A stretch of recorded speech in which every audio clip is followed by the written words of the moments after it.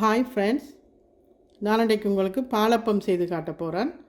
இந்த பாலப்பம் செய்கிறதுக்கு நான் இப்போ 1.5 கப் சிவப்பு பச்சை அரிசி, 3/4 கப் தேங்காய்ப்பூ, 3/4 கப் பழைய சோறு, 2 bread slice, 1 teaspoon sugar, 1/2 teaspoon உப்பு, 2 ஏலக்காய்.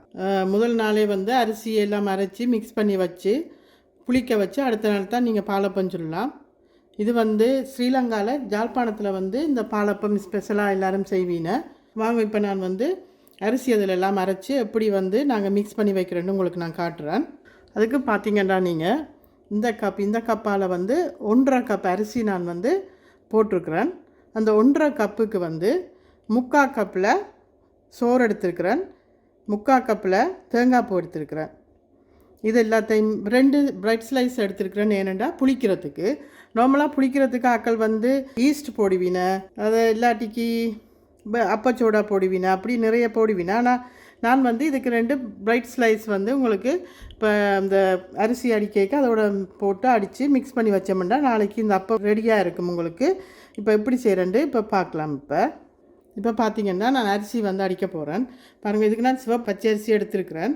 எடுத்து 6 மணித்தியாலம் ஊற விட்டு இப்போ நான் இதை அடிக்க போகிறேன். அரிசி மட்டும் தனியாக இப்போ நாங்கள் அடிப்போம்.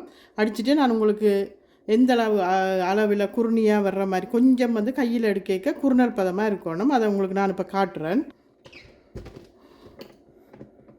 பாருங்கள், நான் இப்போ அரிசி அரைச்சிட்டேன். இப்படி பார்க்க இந்த குறுநல் பதமாக நீங்கள் வந்து அரைக்கணும். இதை இப்போ அரிசி அரைச்சி முடிஞ்சுது. இப்போ நான் வந்து இதை ஒரு பாத்திரத்தில் எடுத்து வச்சுட்டு தேங்காயும் சோறும் அதோட வந்து 2 ஏலக்காயும் போட்டு நான் இப்போ அரைக்க போகிறேன். இப்போ பாருங்கள், தேங்காய் பூ போடுறேன். தேங்காய் பூ போட்டுட்டு இப்போ வந்து நான் ரைஸையும் சேர்க்குறேன்.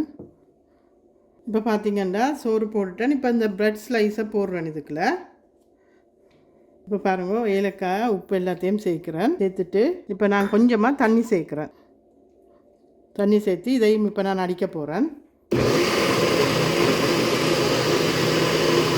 இப்போ பாருங்க, சோறு, தேங்காய் பூ, பிரெட் போட்டு நான் இப்போ உப்பெல்லாம் போட்டு அடிச்சிட்டேன்.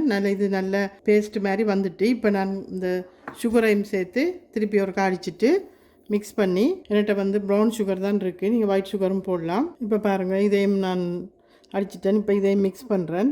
கொஞ்சம் இவ்வளோ திக்னஸ் கொஞ்சம் தண்ணியாக தான் இருக்கணும். இட்லி மாதுகள் வந்து மிக்ஸ் பண்ணி வைக்கிற மாதிரி நீங்கள் இதுக்கு அடிக்க தேவையில்லை. இது கொஞ்சம் தண்ணியாகவே இருக்கட்டுக்கும், அப்போ தான் நல்லது. இப்போ பாருங்கள், 2 மிக்ஸ் பண்ணியாச்சு.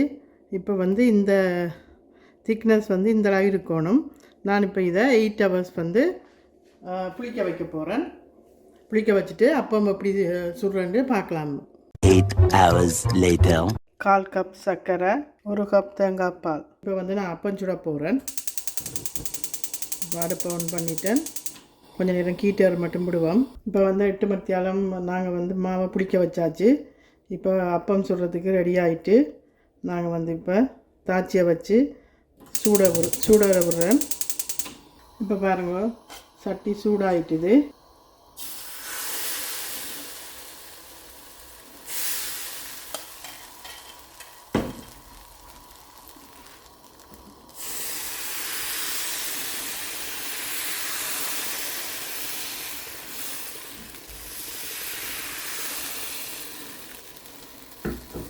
இப்போ பாலை வந்து நடுவில் ஊற்றுவோம். பாலை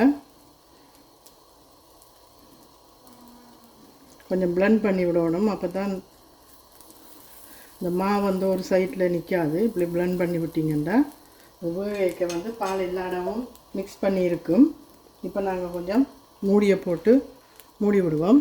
பாருங்கள், இப்போ துறக்கிறேன். இப்போ அப்பம் நல்ல வடிவாக வந்திருக்கண்டு இதை கொஞ்சம் ஓப்பன் பண்ணி விடுவோம். இப்போ நாங்கள் ஏனெண்டா அந்த பால் வந்து நல்லா திக்காகி வெந்து வரட்டும். இந்த ஸ்டேஜில் நான் வந்து சர்க்கரை மேலால் தூவுறேன்.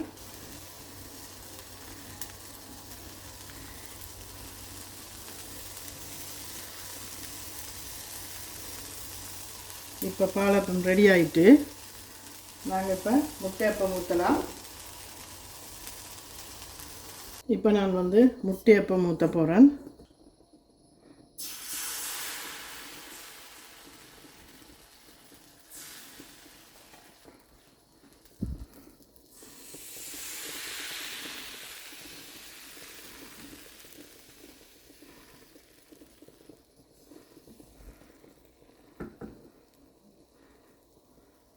பாருங்கள், இப்போ முட்டையை அதுக்கு நடுவில் ஊற்றுவோம்.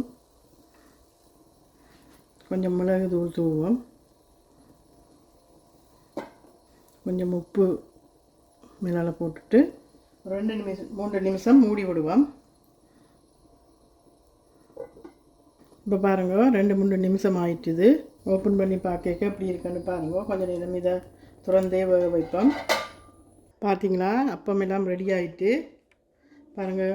கரை எல்லாம் எப்படி ஒரு மொறுண்டு நடுவில் வந்து சொப்டா முட்டை அப்பம் எல்லாம் நல்லா இருக்குது. நீங்களும் இதை மாதிரி செஞ்சு பார்த்து சாப்பிட்டு என்ஜாய் பண்ணுங்க. மறக்காமல் இந்த சேனலை சப்ஸ்கிரைப் பண்ணுங்க. தேங்க்ஸ் ஃபார் வாட்சிங்.